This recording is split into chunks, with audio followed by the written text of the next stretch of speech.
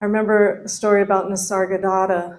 Somebody asked him, well, why do you tend all these funny little altars in your room and, keep the fires of bhakti going and, continue with your devotion when, this is what you're saying, I am that I am, and, I am that, and giving us that kind of dharma, a real absolute sort of teaching.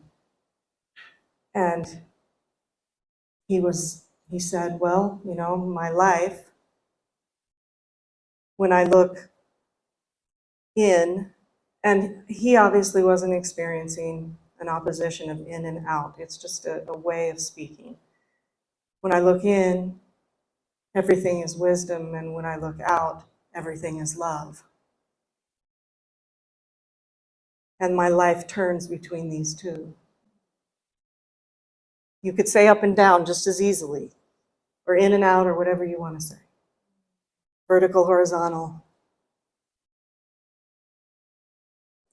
And it was also,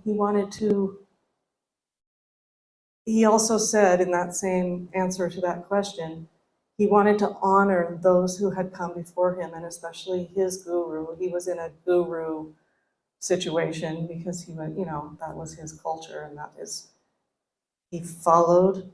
His guru said, you are that, and that he decided to believe that over everything else. And he wanted to honor that with his altars. Devotion felt rich and supportive, because the world is still the world. We're still in the world, not of it, and that becomes very, very clear. We're not of the false evidence appearing real, but we're amongst it. Jerkdom happens here, there, and everywhere.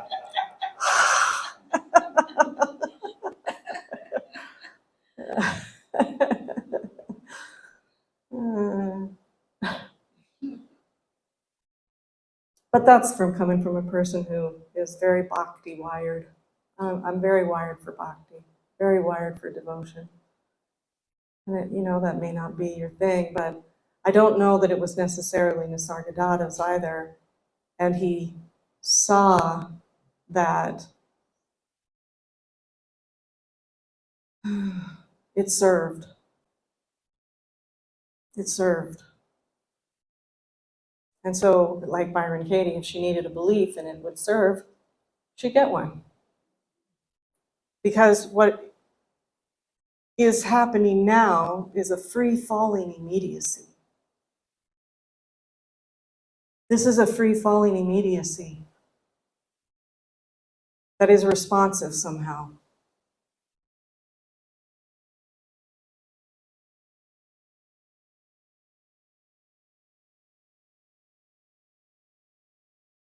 So it's not determined to avoid, deny, repress, suppress, grab, push, all that stuff that the self-centered self is all about. Not as a failure, like we talked about, but as a mistaken, conditioned belief structure.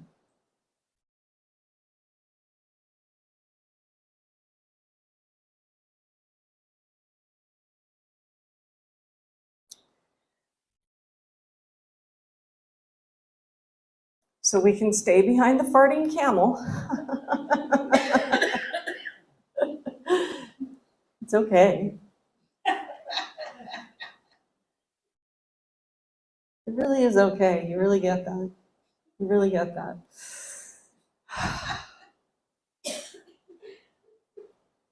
Meanwhile, we are a blooming galaxy.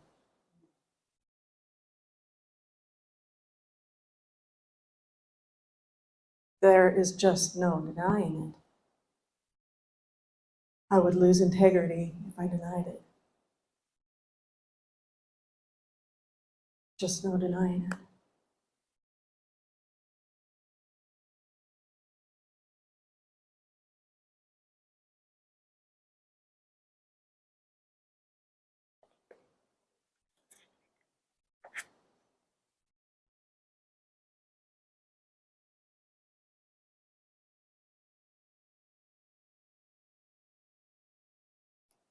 I'm going to leave that for another time. Let's see what this says.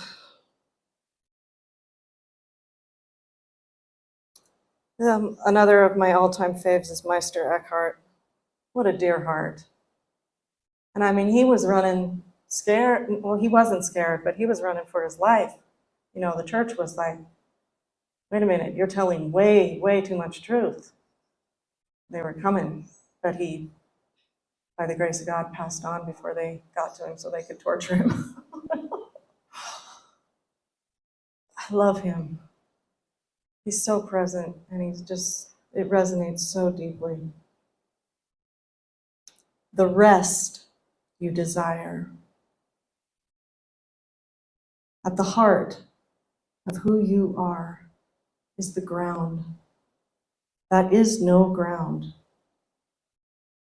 The place that is no place. The endless source and boundless center where God dwells. Not in some manner or another, but without any manner. In the naked and divine nature, which is the ground of God's oneness and yours. If you wish to rest in the oneness, and more than this, if you wish to become one in your life and discover the oneness of your life, go to the ground and dwell there. When you do, you'll find you are one with the one who is one with you in the ground. Just as everything flows from the oneness, so too does the rest you desire in the innermost depths of your life. That's the unflinching, I will not be moved. We have to dwell there, inhabit the ground, inhabit the right here, right now, dwell there. Put our roots down, anchor.